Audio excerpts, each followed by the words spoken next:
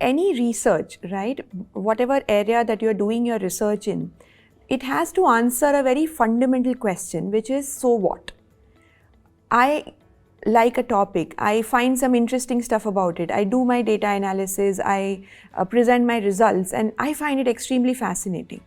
But it has to make sense, and it has to answer this so what question. How will it affect research? How will it further research? What is contributing to theory? And equally important, how is it going to help the practitioners out there? We do research in management, in social science, right? So that has to appeal to the organizations. So in that sense, when I looked at this article and giving it a read, say multiple times to understand the crux of the article, the flow of what they did, you find out what is the so what of it. How is it going to help HR practitioners? How is it going to help organization leaders?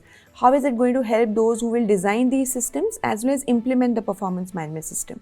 So I took the article, broke it down into these small actionable goal-oriented data that could then be presented as key findings and key insights, and that could be directly applied rather than them figuring out, oh, this is the theory and this is what is there.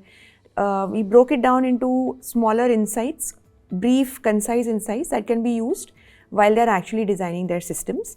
So in the MPI journal, we have a structure that talks about the overall idea, then gives some examples, then gives these insights and makes it more palatable for the practitioners. Most often in research journals, when we do these studies with organizations, some of the practitioners feel it might be a little bit too 30,000 feet sort of view, and how is it relevant for us? So the attempt is that, there are policies, there are practices, there are a lot of things that affect how employees perceive this. We may design in a certain way, but if there is a gap between the design and the implementation, it could lead to certain detrimental outcomes.